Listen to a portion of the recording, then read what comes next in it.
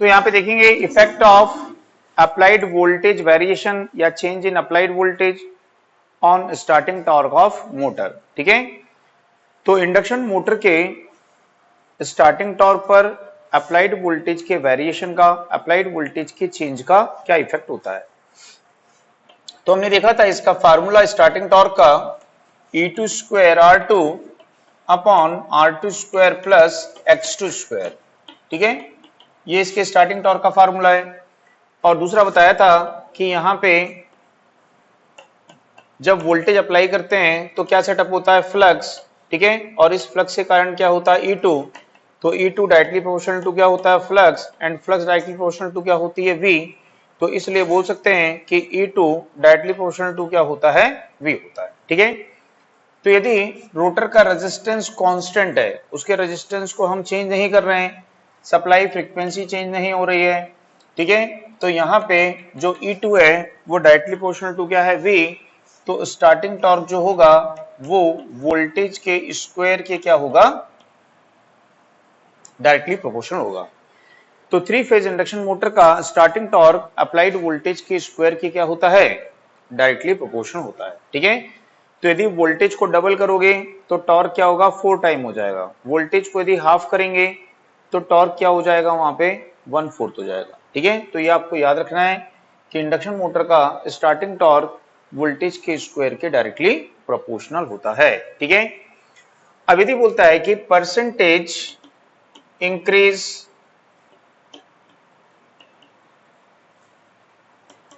in voltage and percentage increase in torque।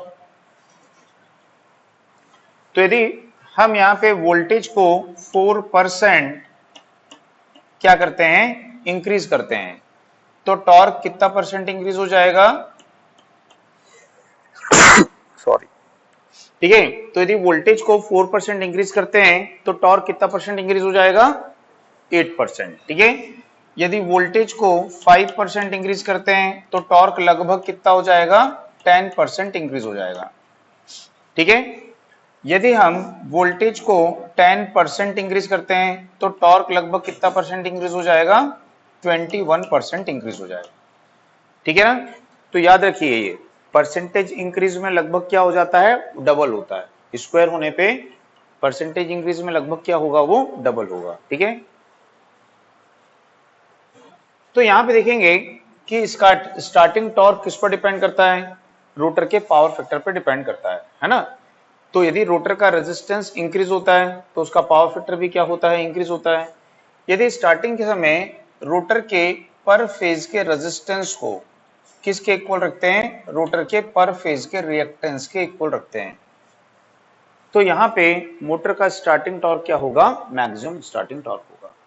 तो ये maximum starting torque की क्या है, कंडीशन है। जैसे कंडीशन फॉर मैक्सिमम एफिशिएंसी देखे थे, हाँ, तो वैसे ही यहाँ पे मैक्सिमम स्टार्टिंग टॉर्क की कंडीशन क्या होती है कि स्टार्टिंग के समय रोटर के पर फेज का रेजिस्टेंस क्या होना चाहिए, पर फेज के रिएक्टेंस के इक्वल होना चाहिए। तो ये कंडीशन है, ये आपको याद रखनी है। ठीक है ना, तो ये इसकी यहाँ पे कंडीशन हो गई। तो जब यहाँ पे मोटर मैक्सिमम टॉर्क प्रोड्यूस करती है तो उसका पावर फैक्टर कितना होता होगा। ठीक है, तो यदि हम देखेंगे कि ये रोटर का इंपेडेंस ट्रायंगल हो जाएगा, ये रोटर का रेजिस्टेंस, रोटर का रिएक्टेंस एंड रोटर का क्या होगा, इंपेडेंस होगा। यदि ये दोनों इक्वल होते हैं तो एंगल की वैल्यू क्या से निकालते हो, phi is equal to tan inverse, है ना, परपेंडिकुलर अपॉन बेस, लंब बटा आधार से निकालते हो। तो दोनों की वैल्यू कैसी होगी, इक्वल। तो tan इनवर्स क्या आएगा, 1, और tan इनवर्स 1 की वैल्यू क्या होती है, 45। तो एंगल जो होगा, power factor angle, phase angle, ये कितना आएगा, 45। तो पावर फैक्टर क्या होता है, इस फेज एंगल की कोसाइन वैल्यू होती है। ठीक है, तो क्या रखोगे, cos 45 रखोगे, तो कितना हो जाएगा, 1/√2 यानी कि 0.707 लैगिंग। तो यदि बोलता है कि मैक्सिमम पावर की कंडीशन में, सॉरी मैक्सिमम टॉर्क की कंडीशन में, मैक्सिमम स्टार्टिंग टॉर्क की कंडीशन में रोटर का पावर फैक्टर कितना होता है, तो 0.707 लैगिंग होता है। ठीक है, ओके, नोट कर लिए। उसमें लिखिए, उसमें लिखिए इंडक्शन मोटर के रोटर में, इंडक्शन मोटर के रोटर में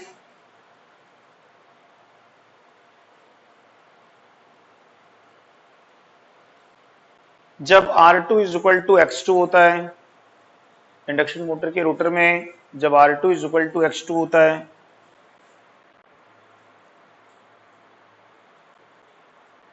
तो motor maximum starting torque produce करती है। तो motor maximum starting torque produce करती है।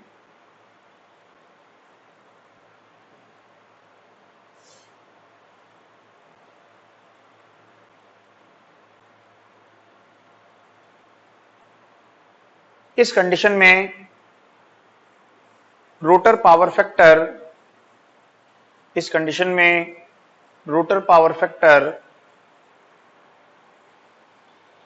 0.707 लैगिंग होता है। इस कंडीशन में रोटर पावर फैक्टर 0.707 लैगिंग होता है।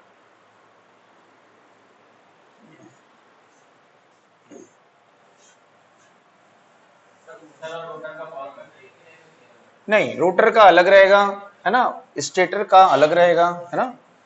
जैसे अपन ट्रांसफार्मर देखेंगे ना, ट्रांसफार्मर की प्राइमरी का पावर फैक्टर और सेकेंडरी का पावर फैक्टर, दोनों के पावर फैक्टर में क्या होगा, डिफरेंस आएगा, ठीक है। जैसे ट्रांसफार्मर में बनाए थे हम यहाँ पे कि यदि आपको पूरे वेक्टर नहीं बताया उसके, क्योंकि एग्जाम में नहीं आता है ना। यदि हम देखें यहाँ पे कि ये क्या होती है, E2 होती है, ये E2 है। अब I2 क्या होती है, इसके फेज में होती है, रेजिस्टिव लोड में। इंडक्टिव लोड में क्या करेगी, ये इससे लैग करेगी, और कैपेसिटिव लोड पे क्या करेगी, लीड। तो ये E2 और I2 के बीच का जो एंगल है, ये क्या होगा, इसका पावर फैक्टर एंगल होगा। कहाँ का, सेकेंडरी साइड का। हमको पता है इसी का कंपोनेंट कहाँ फ्लो होता है, प्राइमरी में। प्राइमरी में एक और फ्लो होती है, नो लोड करंट, और इन दोनों का वेक्टर सम क्या होता है, ये प्राइमरी की करंट I1 और ये प्राइमरी की वोल्टेज है V1। इनके बीच का जो एंगल है, ये प्राइमरी का क्या होगा, पावर फैक्टर एंगल होगा, ठीक है। तो प्राइमरी और सेकेंडरी दोनों के पावर फैक्टर एंगल कैसे होते हैं, डिफरेंट होते हैं। तो सिमिलरली ये भी क्या है, इंडक्शन मोटर बताया, ट्रांसफार्मर ही है ना। तो ट्रांसफार्मर ही है, तो ये रोटर साइड हो गया, रोटर साइड का पावर फैक्टर अलग होगा, और इसी का कंपोनेंट कहाँ फ्लो होगा, प्राइमरी में। और प्राइमरी में फिर दो करंट हो जाएगी, एक नो लोड करंट और, है ना, लोड कंपोनेंट ऑफ सेकेंडरी होगा। और इन दोनों का वेक्टर सम क्या होगी, प्राइमरी करंट। जब इसका इक्विवेलेंट सर्किट पढ़ोगे तब समझ में आएगा। और इन दोनों के बीच का एंगल क्या होगा, वो स्टेटर का पावर फैक्टर एंगल होगा, ठीक है ना।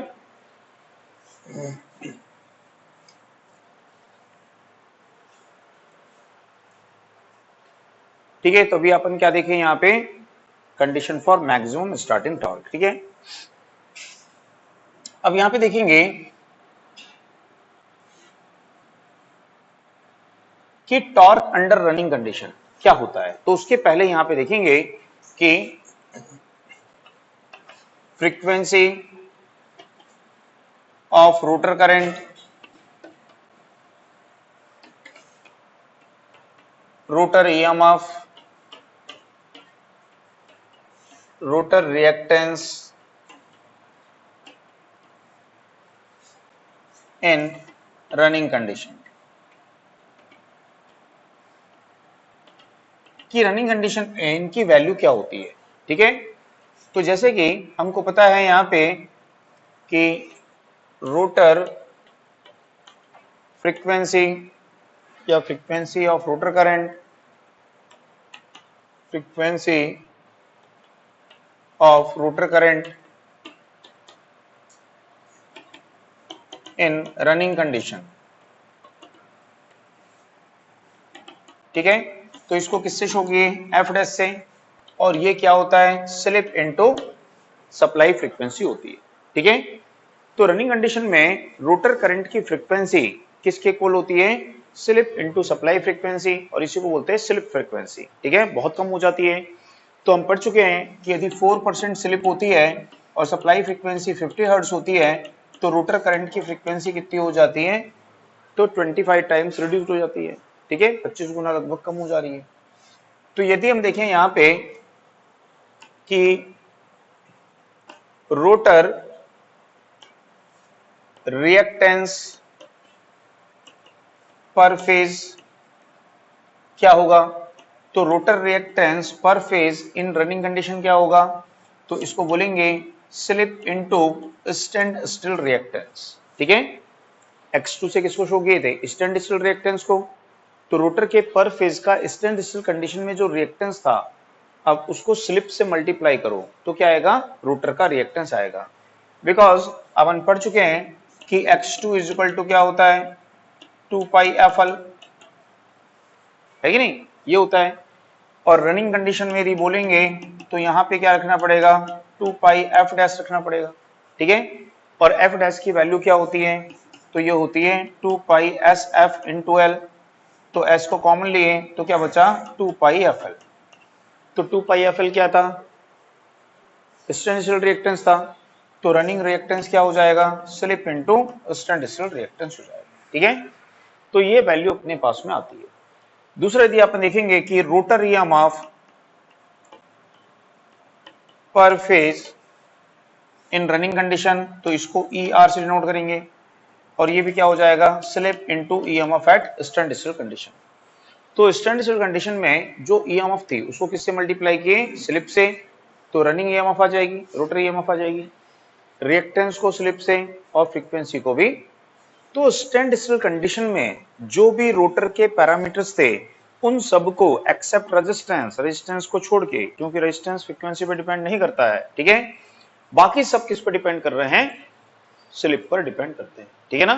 तो ये आपको याद रखना है। रनिंग के लिए निकालना है तो बहुत इजी है। स्टैंड स्टिल पता है, उसको स्लिप से मल्टीप्लाई कर दो, रनिंग की वैल्यू आ जाएगी। उसमें लिखिए एक लाइन, रेजिस्टेंस को छोड़कर, रेजिस्टेंस को छोड़कर रोटर सर्किट के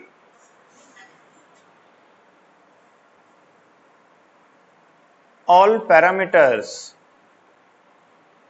रोटर सर्किट के ऑल पैरामीटर्स रनिंग कंडीशन में स्लिप पर डिपेंड करते हैं। ठीक है, रेजिस्टेंस को छोड़कर रोटर सर्किट के ऑल पैरामीटर्स रनिंग कंडीशन में स्लिप पर डिपेंड करते हैं।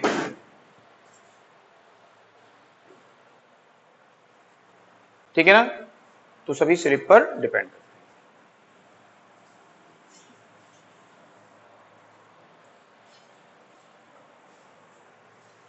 ओके,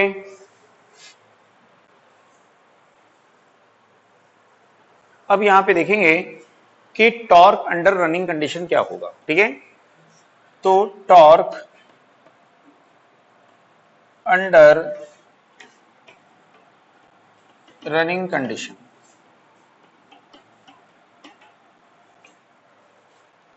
तो टॉर्क अंडर रनिंग कंडीशन के लिए बहुत सिंपल तरीका आपको याद रखने के लिए बताता हूं। स्टार्टिंग टॉर्क पढ़े थे, अभी लिखना मत, स्टार्टिंग टॉर्क पढ़े थे अपन। तो स्टार्टिंग टॉर्क क्या पढ़े हम यहाँ पे? A2 स्क्वायर R2 अपॉन क्या लिखे थे? R2 स्क्वायर प्लस X2 का स्क्वायर, ऐसे लिखे थे। बट रनिंग कंडीशन में जो टॉर्क होगा, ठीक है, उसमें रिएक्टेंस किस पर डिपेंड करेगा? स्लिप पे। तो इसको स्लिप से मल्टीप्लाई कर दो तो क्या हो जाएगा? रनिंग रिएक्टेंस, और इसका क्या कर दोगे? Whole square. रोटर की ईएमएफ किस पर डिपेंड करती है? स्लिप पे। तो इसको भी क्या करोगे? स्लिप से मल्टीप्लाई कर दोगे। ठीक है, तो ये रनिंग टॉर्क का फार्मूला बन जाएगा। बात समझ में आई? तो बट यहां पे स्लिप का स्क्वायर नहीं होगा, यहां पे सिर्फ क्या रहेगा? स्लिप। बट यहां पे क्या रहेगा? स्लिप का स्क्वायर रहेगा। ठीक है, तो ये अपना रनिंग टॉर्क का फार्मूला बन जाता है। ठीक है, अब पूरा डेरिवेशन करने से बेटर है आपको ऐसे याद रखना है। ठीक है, तो आप इसको यहां पे ऐसे याद रखो। सिंपल है कि क्या करोगे यहां पे कि ईएमएफ को किससे मल्टीप्लाई कर दोगे? स्लिप से। आपको क्या चाहिए होती है? E R. ये क्या होती है? Slip into E2। आपको क्या चाहिए होता है? X R. ये क्या होता है? Slip into reactance. इसका स्क्वायर रहेगा यहाँ पे, है ना, बट उसका स्क्वायर नहीं होगा। ठीक है, तो इन वैल्यू को हम यहाँ पे यूज करते हैं। ठीक, याद रहेगा। अब यहां पर यदि हम देखें कि इंडक्शन मोटर का जो ये रनिंग टॉर्क है, ठीक है, ये रनिंग टॉर्क मैक्सिमम कब होगा, मतलब कि मोटर जो है मैक्सिमम रनिंग टॉर्क कब उत्पन्न करेगी, कब प्रोड्यूस करेगी। ठीक है, बात समझ में आ रही है। तो जैसे अभी देखे थे condition for maximum starting torque, तो वैसे ही क्या होती है, condition for maximum running torque होती है।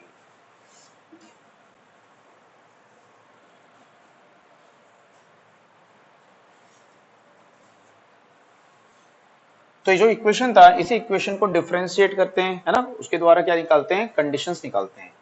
तो यहां पे देखेंगे condition for maximum running torque,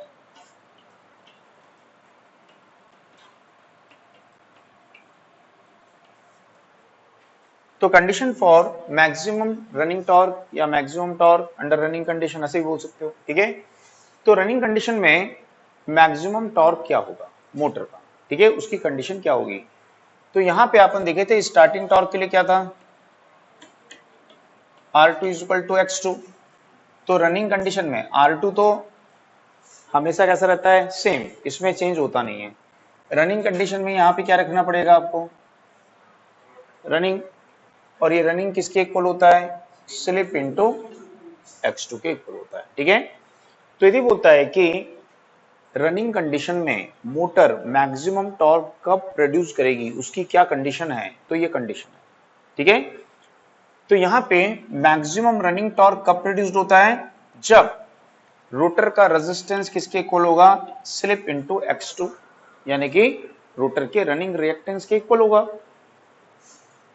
आ गई बात समझ में। तो इस समय मोटर क्या करेगी, मैक्सिमम रनिंग टॉर्क प्रोड्यूस करेगी। ठीक है, इस समय जो फ्रीक्वेंसी होगी, इस फ्रीक्वेंसी को क्या बोलेंगे, मैक्सिमम फ्रीक्वेंसी। बात समझ में आ रही है। मैक्सिमम टॉर्क से क्या समझते हो, मैक्सिमम टॉर्क से क्या समझते हो, तो मैक्सिमम टॉर्क से ये समझते हैं कि ये हमारी एक मोटर है,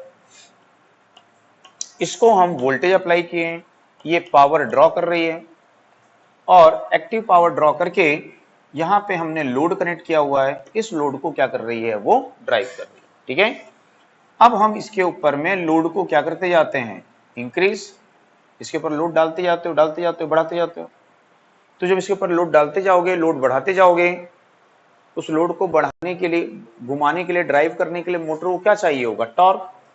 अब वो टॉर्क कैसे ड्राइव डेवलप करेगी, तो वो ज्यादा पावर ड्रॉ करेगी, है ना, इलेक्ट्रिक पावर ड्रॉ करेगी, टॉर्क अपना इंक्रीज करेगी और उस लोड को ड्राइव करेगी।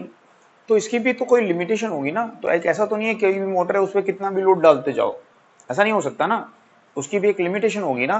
कि यदि मान लीजिए हमने बोला कि इसका मैक्सिमम टॉर्क है 40 न्यूटन मीटर, इसका मतलब है ये मैक्सिमम कितने लोड को ड्राइव कर सकती है, 40 न्यूटन मीटर के लोड को ड्राइव कर सकती है। यदि इससे ज्यादा लोड डाल दोगे तो क्या हो जाएगी, मोटर बंद हो जाएगी, उसको ड्राइव नहीं कर पाएगी। आई बात समझ में। तो किस मैक्सिमम लोड को ड्राइव करने में वो कैपेबल है, सक्षम है, और उस समय वो कितना मैक्सिमम टॉर्क प्रोड्यूस कर रही होगी, तो उसी को क्या बोलोगे, उसका मैक्सिमम टॉर्क बोलोगे। अगली बात समझ में। तो हमको पता है कि जो स्लिप होती है वो किसके प्रोपोर्शनल होती है, अभी थोड़ी देर पहले पढ़े थे, लोड पढ़े थे ना, कि लोड इंक्रीज होने पे क्या इंक्रीज होती है, स्लिप। तो हम क्या इंक्रीज कर रहे हैं, लोड, लोड इंक्रीज कर रहे हैं तो स्लिप इंक्रीज हो रही है और उसका टॉर्क भी इंक्रीज हो रहा है। तो एक समय आएगा कि मोटर मैक्सिमम टॉर्क डेवलप कर रही होगी, उस समय उसकी स्लिप क्या होगी, कम होगी, मिनिमम होगी, तो वो उसकी क्या होगी, मैक्सिमम स्लिप होगी। उससे हायर स्लिप पर मोटर क्या हो जाएगी, बंद हो जाएगी। ठीक है, बात समझिए, हायर स्लिप मतलब स्पीड घट जाना, तो मोटर क्या होगी, बंद हो जाएगी। अभी धीरे धीरे आएगा, अपन धीरे धीरे जब टॉर्क स्लिप कर्व तक पहुंचेंगे ना तब वो पूरा समझ में आएगा। ठीक है,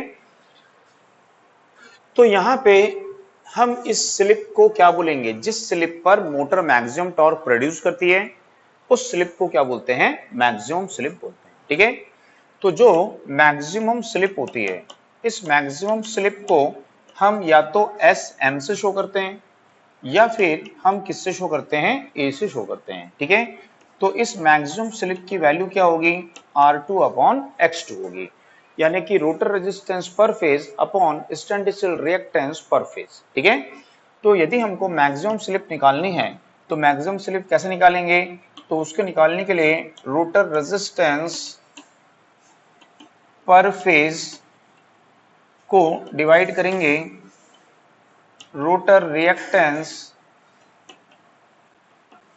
पर फेज एट स्टैंडस्टिल। ठीक है, तो हमारे पास में क्या आ जाएगी, ये मैक्सिमम स्लिप आ जाएगी। आई बात समझ में। तो यहां पे ये कंडीशन है, ये कंडीशन है मैक्सिमम स्टार्टिंग टॉर्क की, और ये क्या होती है, मैक्सिमम स्लिप होती है। तो 3 फेज इंडक्शन मोटर का जो मैक्सिमम टॉर्क होता है वो किस पर डिपेंड करता है, तो वो स्लिप की वैल्यू पे डिपेंड करेगा। स्लिप की जिस वैल्यू पे रोटर का रिएक्टेंस किसके इक्वल हो जाएगा, रोटर के रेजिस्टेंस के इक्वल हो जाएगा, मोटर उस स्लिप पर क्या करेगी, मैक्सिमम टॉर्क प्रोड्यूस करेगी, और उस स्लिप को हम क्या बोलेंगे, उसकी मैक्सिमम स्लिप बोलेंगे। ठीक है, तो इसको नोट कर लीजिए।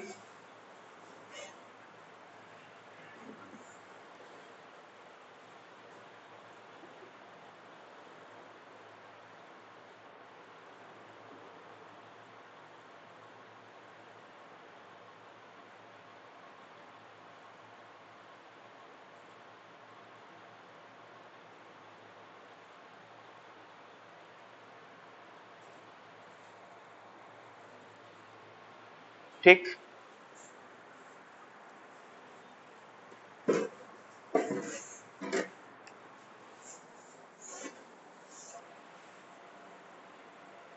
अब उसमें लिखिए, नोट करिए, 3 phase induction motor, 3 phase induction motor का 3 फेज इंडक्शन मोटर का मैक्सिमम टॉर्क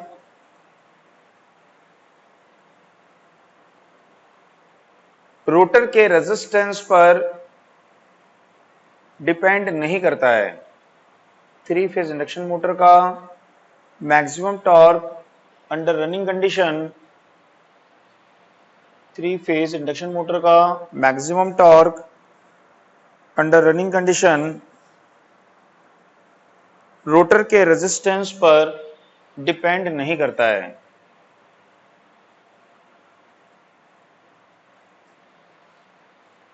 बल्कि यह रोटर के रेजिस्टेंस पर डिपेंड नहीं करता है। याद रखिए कि 3 फेज इंडक्शन का जो, अभी आगे आएगा सब, ये धीरे धीरे समझते जाओ बस, कि 3 फेज इंडक्शन मोटर का जो मैक्सिमम टॉर्क है रनिंग कंडीशन में, ये रोटर के रेजिस्टेंस पर डिपेंड नहीं करता है। ये जो रोटर का रेजिस्टेंस है उस पर ये डिपेंड नहीं करेगा। ठीक है, बल्कि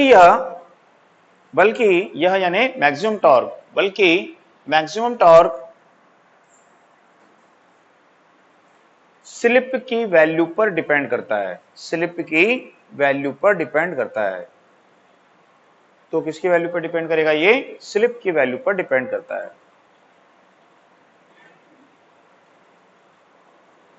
स्लिप की जिस वैल्यू पर, स्लिप की जिस वैल्यू पर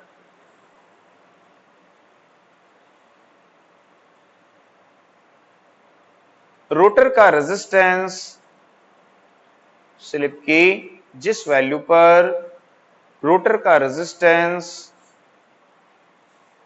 रोटर के रिएक्टेंस के इक्वल होता है, रोटर का रेजिस्टेंस रोटर के रिएक्टेंस के इक्वल होता है,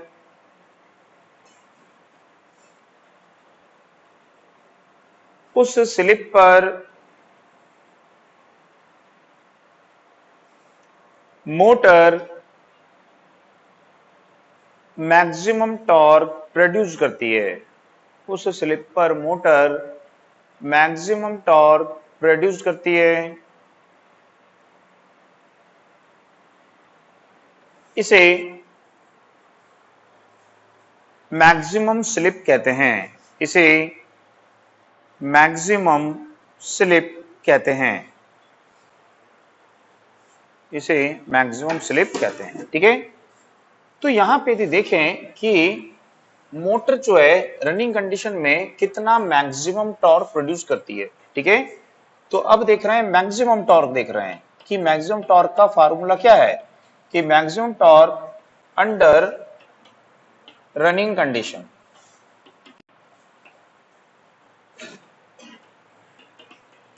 तो रनिंग कंडीशन में मैक्सिमम टॉर्क कितना डेवलप करती होगी मोटर, तो यहां पे देखेंगे कि जो मैक्सिमम टॉर्क है अंडर रनिंग कंडीशन, ठीक है, ये किस पे डिपेंड करता है, तो 3/2 पाई एन एस, ये क्या होता है, कांस्टेंट होता है, इनटू E2 स्क्वायर अपॉन क्या होता है 2x2, ठीक है। तो ये इसका फार्मूला होता है maximum torque under running condition का। तो 3 फेज इंडक्शन मोटर का जो मैक्सिमम टॉर्क है अंडर रनिंग कंडीशन वो क्या होगा, यहाँ पे 3/2 पाई एन एस, ठीक है, और 3/2 pi N S into E2 square upon क्या होगा 2x2 होगा। आई बात समझ में? तो ये इसका फार्मूला है। तो इतने न्यूटन मीटर का क्या करेगी, ये टॉर्क प्रोड्यूस करेगी। तो ये जो फार्मूला है मैक्सिमम टॉर्क का है अंडर रनिंग कंडीशन में, इसमें कहीं पर भी रोटर का रेजिस्टेंस है क्या? नहीं है। तो इसका मतलब है कि maximum torque under running condition किस पर डिपेंड नहीं करता है, रोटर के रेजिस्टेंस पर डिपेंड नहीं करता है, ठीक है। तो रोटर का रेजिस्टेंस करता क्या होगा, ठीक है, तो रोटर का रेजिस्टेंस करता क्या होगा, तो यदि हम देखें कि हमने अभी मैक्सिमम स्लिप निकाली थी, यहाँ पे यहाँ लिख देते हैं, अभी हमने मैक्सिमम स्लिप निकाली थी यहाँ पे, तो मैक्सिमम स्लिप में हमने क्या लिखा था R2/X2।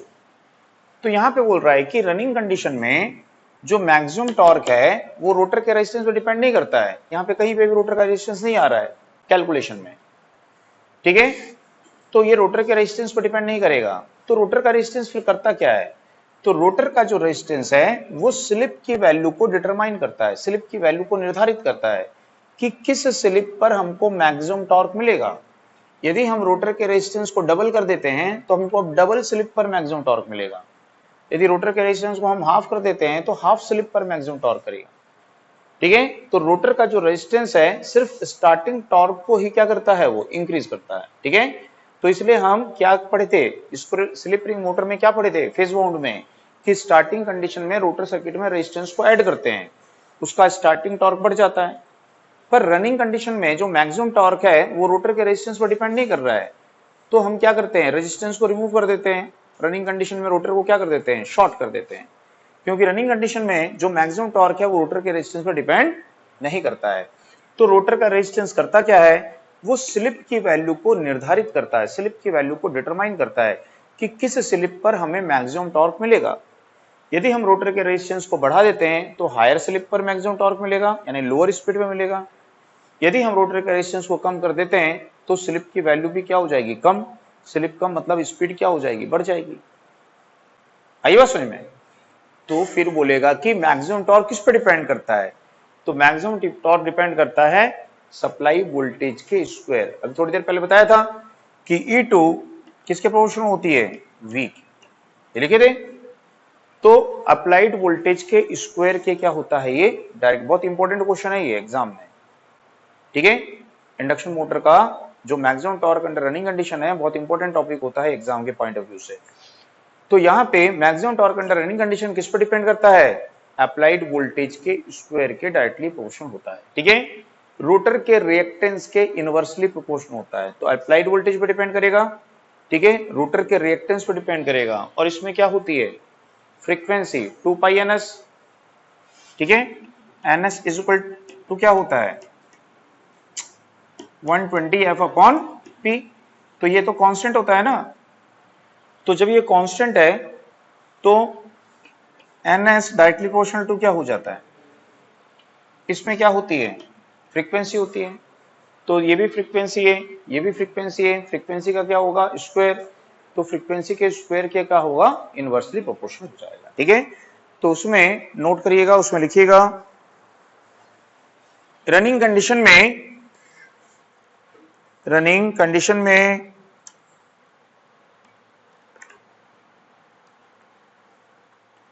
Three phase induction motor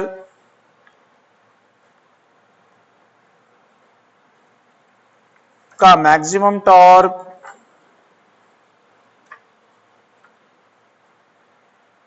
rotor के रेजिस्टेंस पर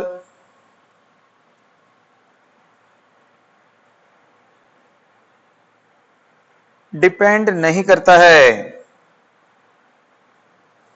रोटर के रेजिस्टेंस पर डिपेंड नहीं करता है,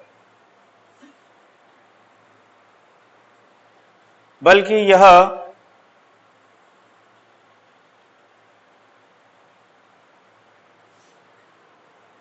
निम्न फैक्टर्स पर, फॉलोइंग फैक्टर्स पर डिपेंड करता है। तो किस पर डिपेंड करेगा? तो जो रनिंग टॉर्क है मैक्सिमम, तो जो मैक्सिमम रनिंग टॉर्क है, ठीक है, ये किस पे डिपेंड करेगा? तो अप्लाइड वोल्टेज के स्क्वायर के क्या होगा? डायरेक्टली प्रोपोर्शनल होगा, ठीक है। दूसरा, जो maximum torque under running condition, ये रोटर के रिएक्टेंस के क्या होगा? इनवर्सली प्रोपोर्शनल होगा, है ना, स्टैंडर्ड स्टिल रिएक्टेंस के।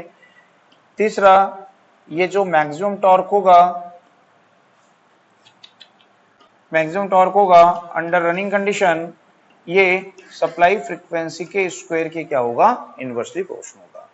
तो अप्लाइड वोल्टेज रिएक्टेंस और फ्रीक्वेंसी पे डिपेंड करता है, तो ये आपको एकदम याद रखना है, ठीक है।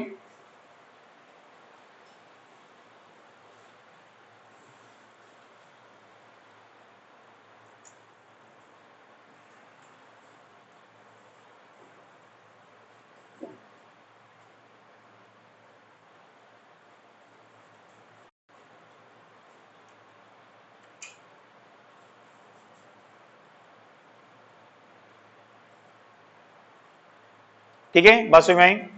पैराग्राफ चेंज कर लिखिए। रनिंग कंडीशन में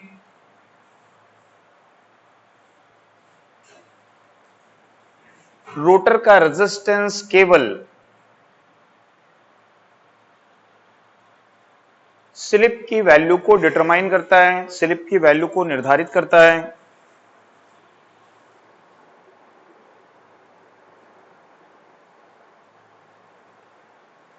रनिंग कंडीशन में रोटर का रेजिस्टेंस केवल स्लिप की वैल्यू को डिटरमाइन करता है, निर्धारित करता है।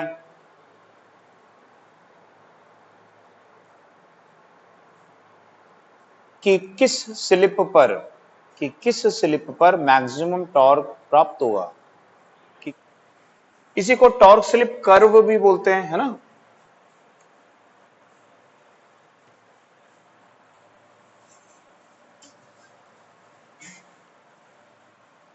ठीक है, अब सिंपल देखो कि ये जो एक्सिस है ना, ये एक्सिस किसको शो कर रहा है? टॉर्क, टॉर्क को शो कर रहा है। तो इसका मतलब यहाँ पे टॉर्क क्या होगा? जीरो, टॉर्क जीरो होगा। टॉर्क बढ़ रहा होगा ऐसे, यहाँ पे क्या होगा? सबसे ज्यादा टॉर्क होगा। तो सबसे ज्यादा टॉर्क होगा तो क्या बोलोगे इसको? मैक्सिमम टॉर्क, मैक्सिमम टॉर्क बोलोगे, है कि नहीं। और मैक्सिमम टॉर्क को ही क्या बोलते हैं? ब्रेकडाउन टॉर्क बोलते हैं। तो ब्रेकडाउन टॉर्क बोलिए या मैक्सिमम टॉर्क बोलिए, ठीक है, या पुल आउट टॉर्क बोलिए, एक ही मत है। तो मैक्सिमम टॉर्क, पुल आउट बोल सकते हो, पुल आउट टॉर्क, ठीक है। तो maximum torque, pull out torque, breakdown torque सब एक ही होते हैं। आई बात समझ में? अब यहाँ पे ये जो एक्सिस है, ये एक्सिस हमको किसको बता रहा है? तो यदि इस डायरेक्शन में जाएंगे, ठीक है, तो ये बताएगा आपकी स्पीड को रोटर की, कि भाई रोटर की स्पीड क्या हो रही है? बढ़ रही है, ठीक है। इस डायरेक्शन में आएंगे तो बोलेगा कि स्लिप की वैल्यू क्या हो रही है? बढ़ रही है। तो जब हमको पता है कि स्लिप की वैल्यू बढ़ रही है, यदि स्लिप यहाँ पे है 1, तो स्पीड क्या होती है? रोटर की speed 0, stand still condition, stand still condition में स्लिप होती है 1, रोटर की स्पीड क्या होती है? 0। तो यहां बोल रहा है कि रोटर की स्पीड बढ़ रही है और स्लिप क्या हो रही है? कम। इधर स्लिप बढ़ रही है, इधर स्पीड बढ़ रही है। तो यदि आप देखेंगे कि यहाँ पे स्लिप की वैल्यू क्या है? 0 है। तो जब स्लिप की वैल्यू 0 होती है तो N R is equal to क्या होता है? एन एस होता है, ठीक है। तो इधर जाएंगे तो स्पीड क्या हो रही है? बढ़ रही है, और स्लिप क्या हो रही है? कम हो रही है। इधर आएंगे तो स्लिप बढ़ रही है। तो अब इसके कुछ सेक्शंस बना लेते हैं यहाँ पे, ठीक है। मान लीजिए ये 0 है, 0.2 है, 0.4 है, 0.6 है, 0.8 एंड 1। तो यहाँ पे जो रेंज होगी ना, यहाँ पे एक लाइन ऐसा ड्रॉ कर लेते हैं और स्लिप की इस रेंज को हम क्या मान लेते हैं कि ये लो वैल्यू स्लिप है। स्लिप क्या है? 0 है ना। तो ये रेंज को क्या मान लिए कि ये कैसी है? लो वैल्यू स्लिप है। ठीक है, समझ में आया इतना ग्राफ? अब देखते हैं यहां पे कि हम क्या देख रहे हैं, टॉर्क और स्लिप में कर्व। तो जो रनिंग टॉर्क है ये हमको पता है क्या होता है,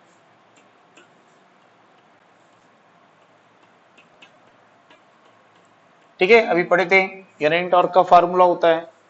अब हमको किस में रिलेशन देखना है, हमको तो टॉर्क और स्लिप में देखना है, तो बाकी पैरामीटर्स की हमको आवश्यकता नहीं है। तो जब हमको आवश्यकता नहीं है तो हम उनको क्या कर देंगे, कांस्टेंट कर देंगे। तो E2 और R2 को क्या कर देंगे हम यहाँ पे कांस्टेंट कर देंगे, क्योंकि भाई इनकी जरूरत ही नहीं है ना, हमको तो इन दोनों में रिलेशन देखना है। तो E2 कैसे कांस्टेंट हो जाएगी, अप्लाइड वोल्टेज को कांस्टेंट करेंगे। E2 डायरेक्टली प्रोपोर्शनल टू क्या होती है, V। तो अप्लाइड वोल्टेज कांस्टेंट रखेंगे तो E2 कांस्टेंट होगी।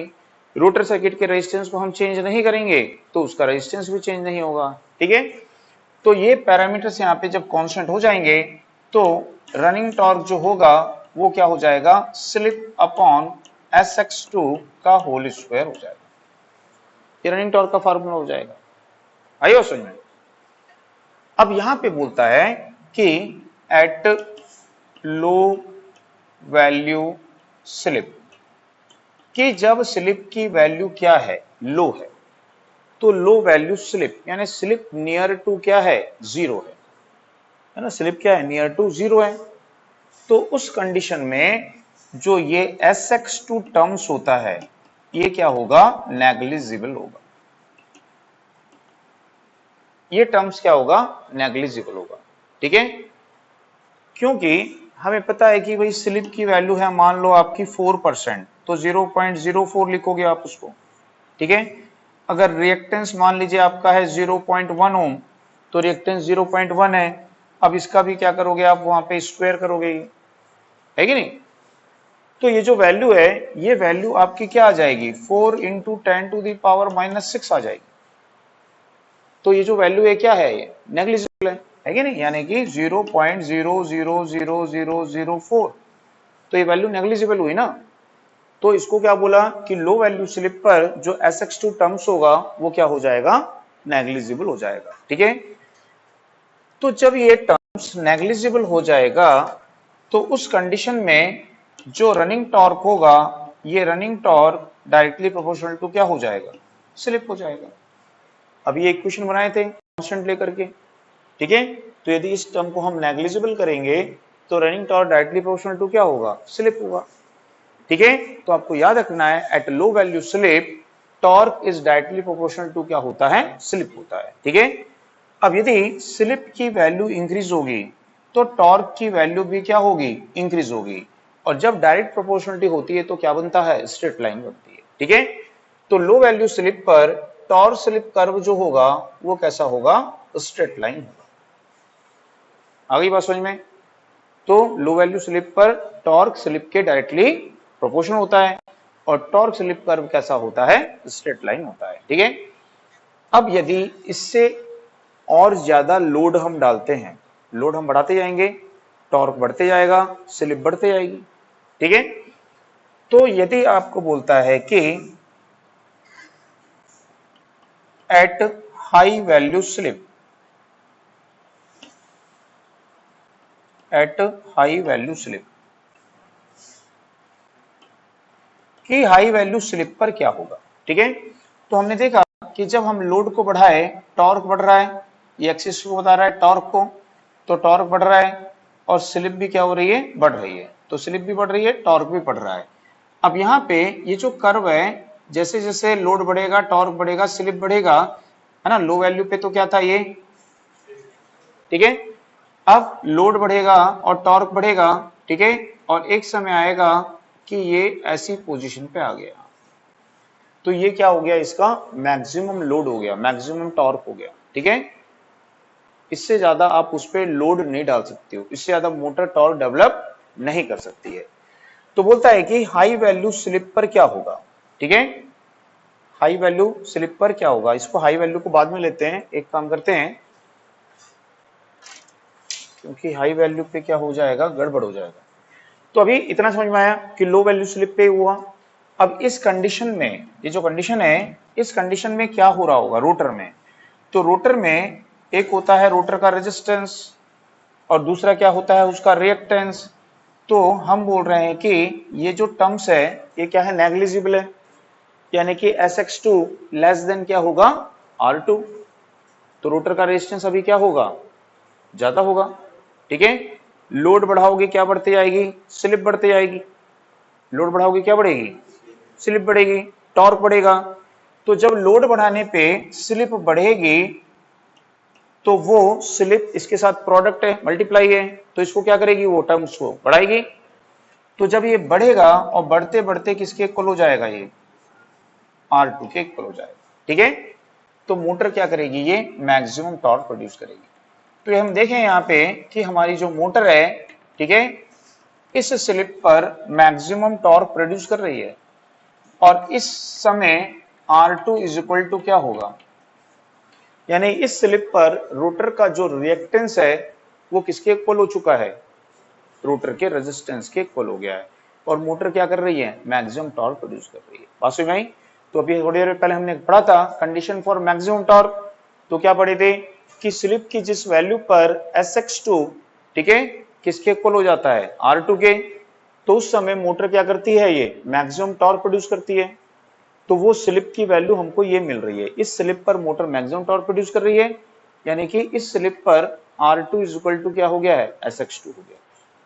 आई बात समझ में।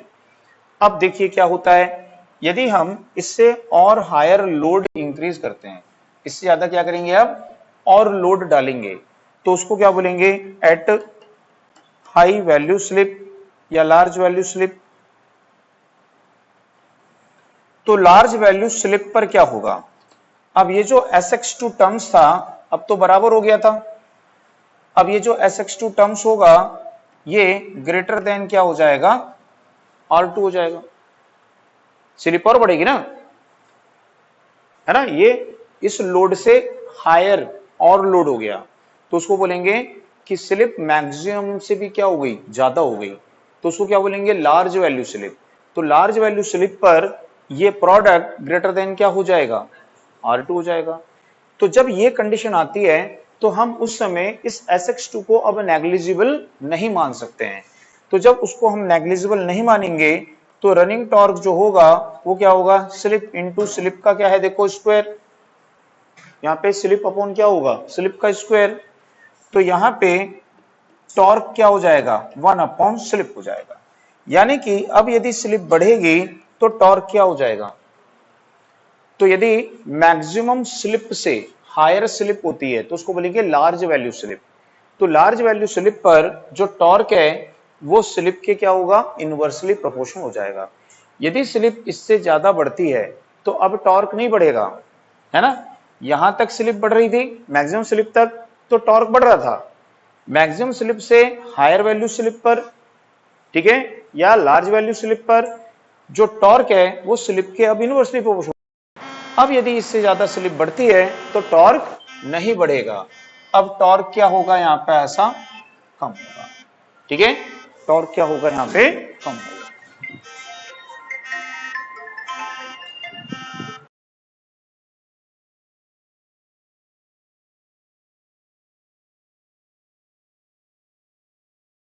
ठीक है अश्विन भाई।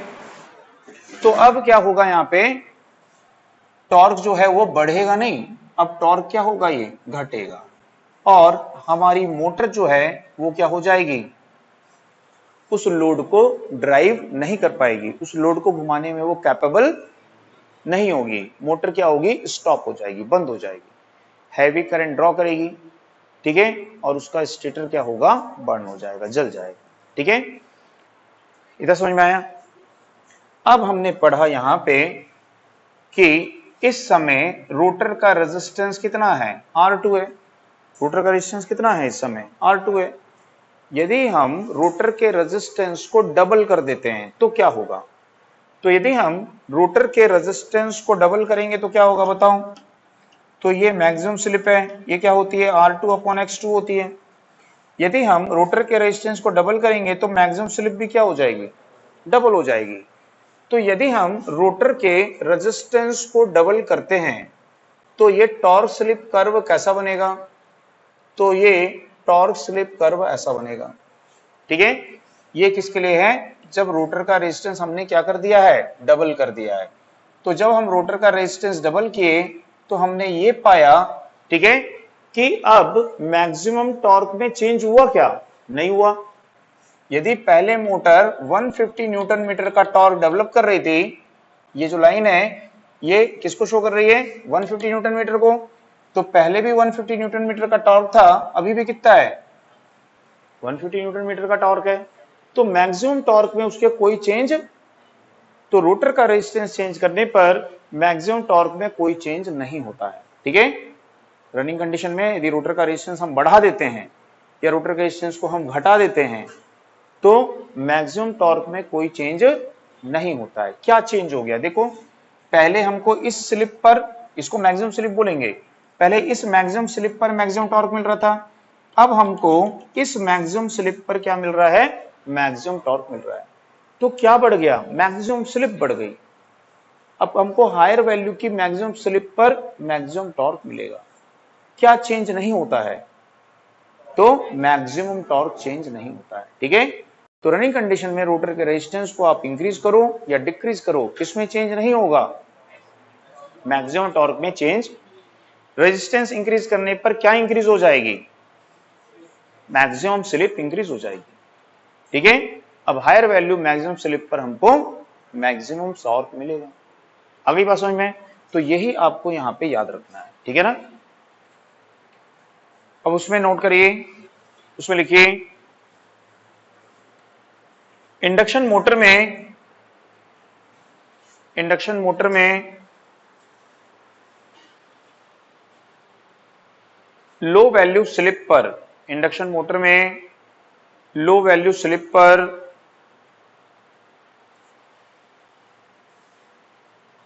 टॉर्क स्लिप के डायरेक्टली प्रोपोर्शनल होता है। टॉर्क स्लिप के डायरेक्टली प्रोपोर्शनल होता है। ठीक है, ये लिखिए ब्रैकेट में, टॉर्क स्लिप के डायरेक्टली प्रोपोर्शनल होता है।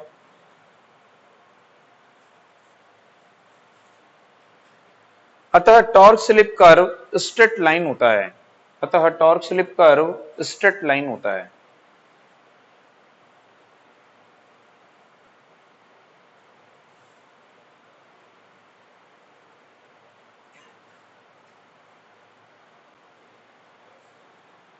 नेक्स्ट लिखिए, नेक्स्ट पॉइंट, लोड इंक्रीज करने पर क्या हो गया?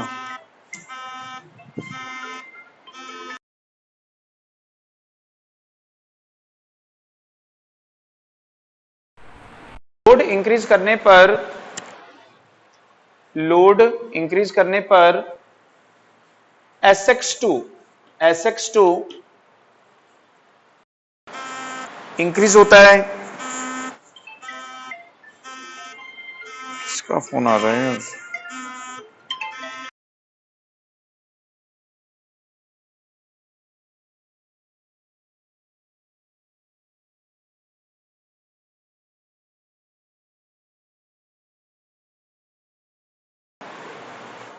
क्या लिखे हैं?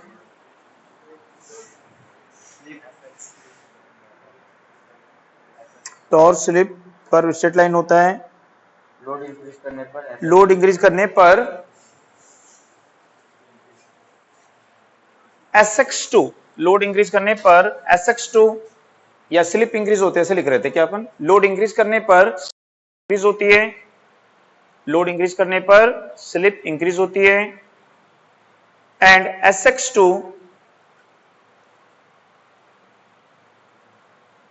इंक्रीज होकर R2 के इक्वल हो जाता है। R2 के इक्वल हो जाता है।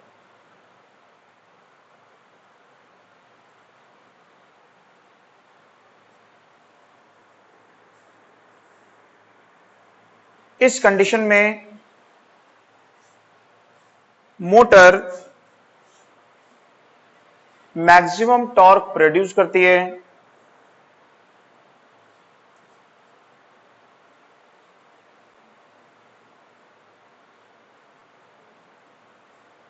इस कंडीशन में मोटर मैक्सिमम टॉर्क प्रोड्यूस करती है और स्लिप की वैल्यू मैक्सिमम होती है और स्लिप की वैल्यू मैक्सिमम होती है।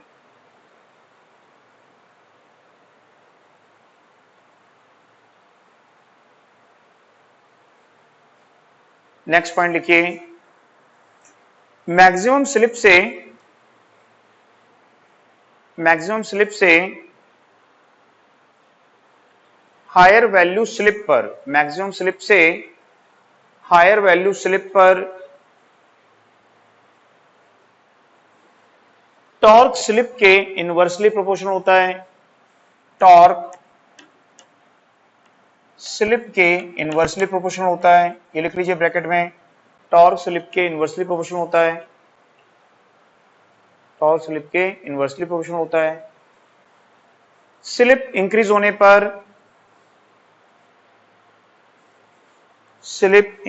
पर टॉर्क डिक्रीज होता है। स्लिप इंक्रीज होने पर टॉर्क डिक्रीज होता है।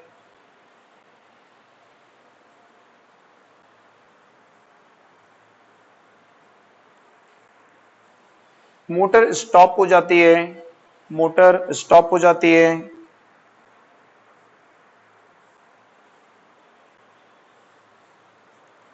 हैवी करंट ड्रॉ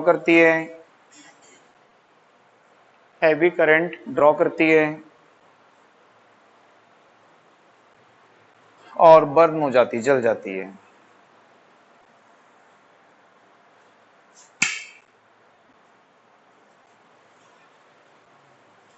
ठीक है, अब इसके बाद में नेक्स्ट के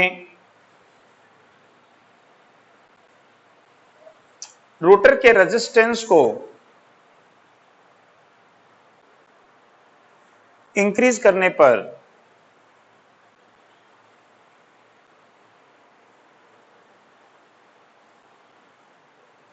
मैक्सिमम टॉर्क इंक्रीज नहीं होता है। मैक्सिमम टॉर्क इंक्रीज नहीं होता है,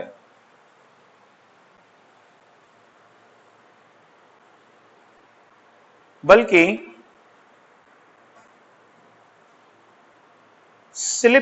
मैक्सिमम स्लिप इंक्रीज हो जाती है।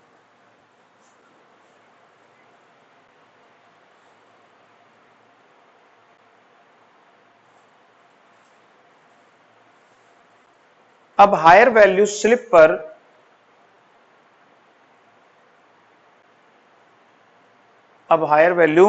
पर सेम मैक्सिमम टॉर्क प्राप्त होता है। अब हायर वैल्यू स्लिप पर सेम मैक्सिमम टॉर्क प्राप्त होता है।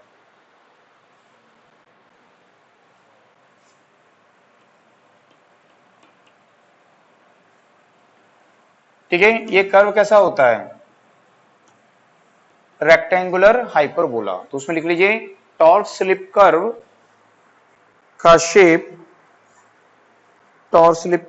शेप रेक्टेंगुलर हाइपरबोला होता है। टॉर्क स्लिप कर्व का शेप रेक्टेंगुलर हाइपरबोला होता है। ठीक, तो आज क्लास को यहीं पे क्लोज करते हैं।